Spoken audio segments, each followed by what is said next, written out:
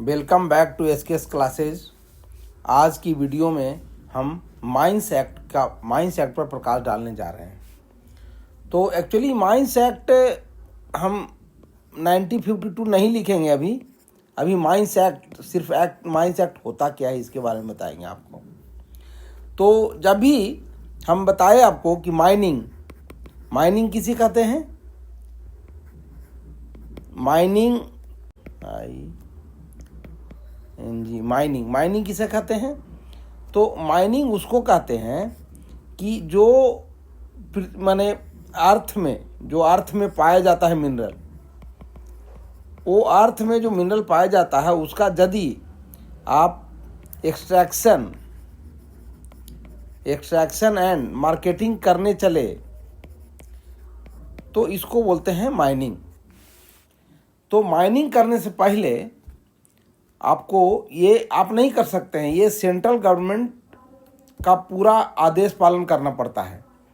मतलब ये काम करने के लिए सेंट्रल गवर्नमेंट कुछ गाइडलाइन देता है, उस गाइडलाइन को ही हम माइंस एक्ट बोलते हैं।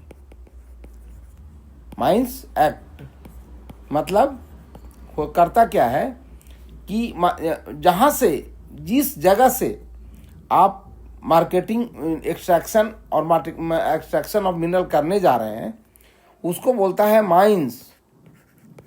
और माइंस का क्लियरिफाइड डिफाइंड डिफिनेशन होना चाहिए, डिफाइंड डिफिनेशन है ना, डिफाइंड डेफिनेशन होना चाहिए ये माइंस का। ये इसमें एक्ट में ये एक्ट है।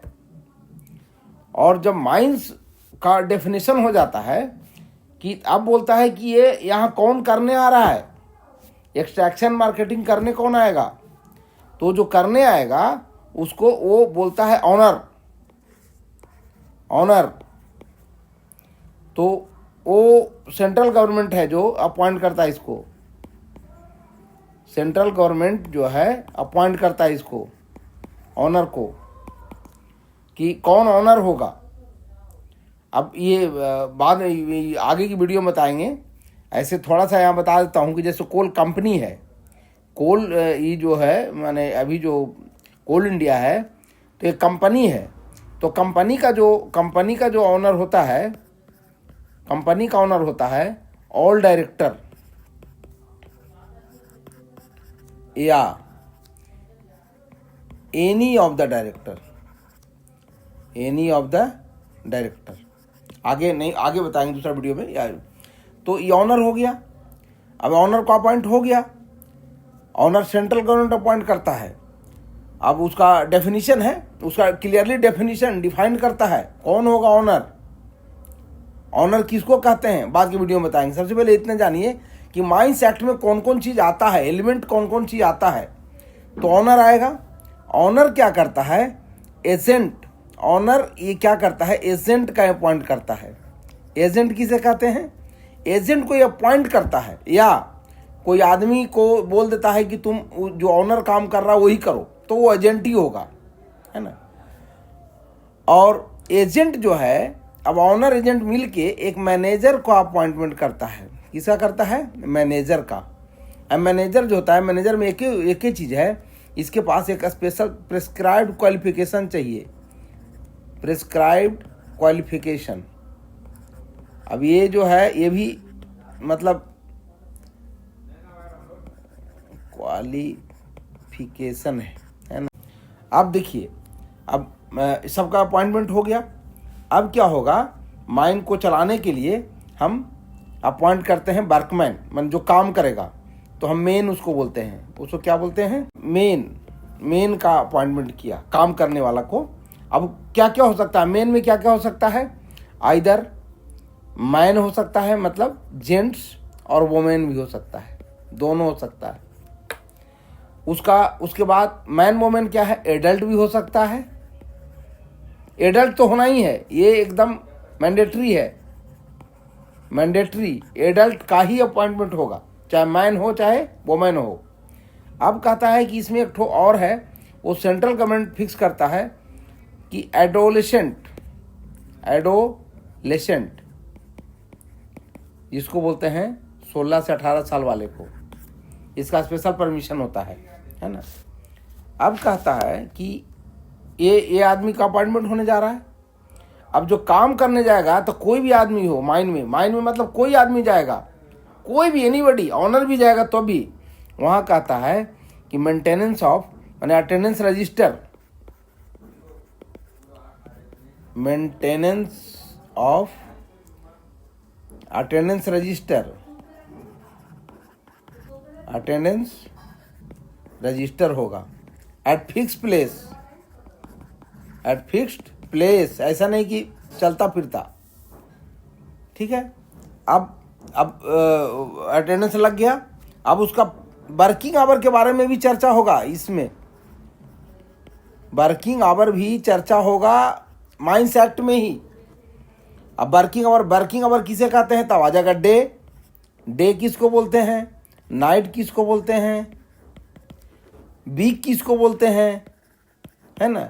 अब ये काम कर रहा है, वर्किंग आवर हो गया। अब इसी में आएगा वेज आ जाएगा, वेजेज, तो वेजेज में आ जाता है, वेजेज में आएगा leave with wages, leave with wages. काम करेगा, छुट्टी भी चाहिए तो उसका आ जाएगा, ये मैंने छुट्टी चाहिए, रेस्ट भी चाहिए तो weekly day of rest, weekly day of rest, है ना। अब लीव विथ वेजेज आ जाएगा, ये आ जाता है फिक्स, मतलब कि आप काम करते हैं तो कितना दिन में चाहिए। उसके बाद साल भर पर आ जाता है एनुअल भी आ जाता है। अच्छा, इसमें आ जाएगा वेजेस जब आएगा तो ओटी भी आएगा, एक्स्ट्रा वेज के लिए भी इसमें प्रावधान है, एक्स्ट्रा वेजेस का भी एक्ट में ही है। अब आ जाइए एनुअल लीव का भी इसी में है, एक्ट में, एनुअल लीव विथ वेजेज होता है, एनुअल लीव विथ वेजेज, ठीक है। अब देखिए, अब आ जाता है एनुअल लीव। एनुअल का जैसे ही आता है तो कैलेंडर ईयर आ जाएगा। कैलेंडर ईयर किसे कहते हैं, लीजिए कैलेंडर ईयर आ जाएगा। अब जब काम कर रहा है इसमें, अब देखिए जब काम करेगा तो आदमी को बीमार पड़ेगा, है ना, तो बीमार पड़ेगा तो उसके लिए क्या मेडिकल फैसिलिटी चाहिए, उसको मेडिकल फैसिलिटी चाहिए। मेडिकल फैसिलिटी के लिए जो क्वालिफाइड मेडिकल प्रैक्टिशनर भी चाहिए, क्वालिफाइड मेडिकल प्रैक्टिशनर चाहिए, है ना। अब मेडिकल फैसिलिटी भी चाहिए ही इसको। अब क्या है कि काम करता है, काम करते करते बहुत सारा चीज़ जो है, जो कुछ रोग जो हो जाता है माइंस में, जो वो मतलब वो सरकार बोलती है कि अब वो काम करने लायक नहीं है, उसको अब स्पेशल ट्रीटमेंट देना पड़ेगा, उसको बोलते हैं नोटिफाइड डिजीज।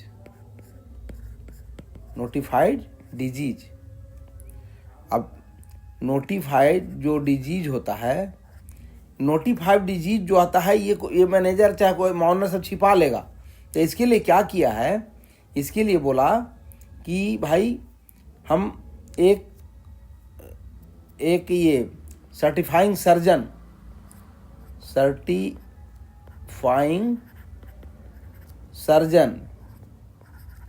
का अपॉइंट करता है। कौन अपॉइंट करता है? सेंट्रल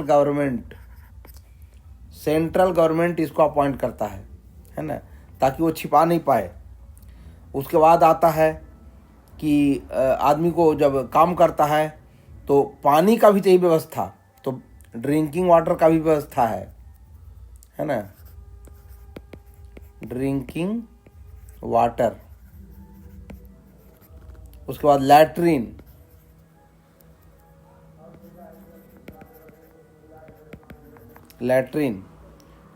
अब क्या आ जाता है, अब ये सब चीज़ जो व्यवस्था है, ये हो रहा है कि नहीं हो रहा है, कि माइंस ऐसे ही चल रहा है, तो उसके लिए क्या करता है सेंट्रल गवर्नमेंट, क्या करता है central government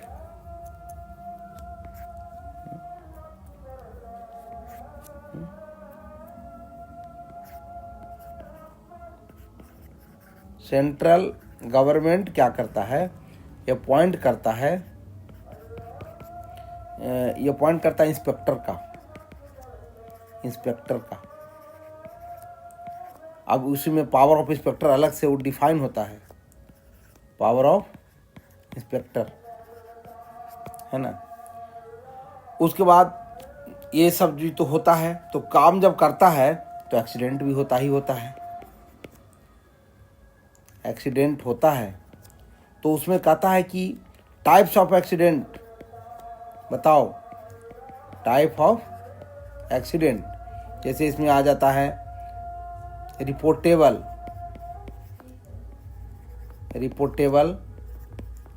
serious and fatal, जिसमें आदमी मर जाता है उसको बोलते हैं फैटल, है ना। अब एक्सीडेंट हो गया, टाइप्स ऑफ एक्सीडेंट हो गया, है ना। अब कहता है कि इसका एक्सीडेंट माने जो एक्सीडेंट हुआ ना तो आपको नोटिस देना पड़ेगा। तो नोटिस ऑफ एक्सीडेंट भी है, notice of accident, notice of accident आपको देना पड़ेगा। फिर नोटिस ऑफ एक्सीडेंट होगा, उसके अनुसार क्या होता है कि पेनाल्टी का भी व्यवस्था है, पेनाल्टी एंड एग्जेम्पशन माफ भी करता है सेंट्रल गवर्नमेंट, है ना। उसके बाद क्या होता है कि ये एक्सीडेंट जो होता है ना, तो इसको लिक्विडेट करने के लिए कमिटी भी बनता है। कमिटी ये अपॉइंट कौन करता है? ये appoint by central government, central government ही कमिटी का भी करता है। इसको माइंस एक्ट में ही इसका है कि कमिटी का क्या डिफिनेशन होगा, कमिटी किसको कहते हैं, सब माइंस एक्ट में है। उसके बाद आता है कि एक अपीलेटिव बोर्ड बनता है, अपीलेट बोर्ड बनता है ना। सबसे पहले जो एक्सीडेंट जो होता है ना, तो एक्सीडेंट मान लिया कि कमिटी का भी रिकमेंडेशन को नहीं माना, तब वो कोर्ट ऑफ इंक्वायरी जो है वो इसको अपॉइंट करता है central government, appoint by central government, है ना। अब ये तो हो गया। अब जो आदमी एम्प्लॉयड है उसके लिए ऑब्लिगेशन है कि ऐसा नहीं कि काम कर रहे हैं तो आप अपनी मनमानी करिएगा, तो उसके लिए फिक्स है obligation of person employed, obligation of person employed in mine, जो डिफिनेशन माइन का है, और उसमें जो पर्सन एम्प्लॉयड हुआ है जिसका अटेंडेंस रजिस्टर लग रहा है उसका एक ऑब्लिगेशन है, तो क्या क्या कर सकता है, इस सब का जिक्र है इसमें एक्ट में। तो मैं खाली इस वीडियो में ये बताया कि किसको एक्ट में कंफ्यूज कर जाते हैं, रेगुलेशन में है कि रूल में है, पर इसको एक एलिमेंट में, इस एलिमेंट में याद रखिएगा तो आपको याद आ जाएगा कि एक्ट है ये सब। अब एक्ट है, इसके बाद हम आगे की वीडियो में कुछ और बताएंगे। तो ये वीडियो यदि आपको अच्छा लगा तो लाइक सब्सक्राइब करिए, और कोई सुझाव हो तो कमेंट बॉक्स में अपना सुझाव डालिए।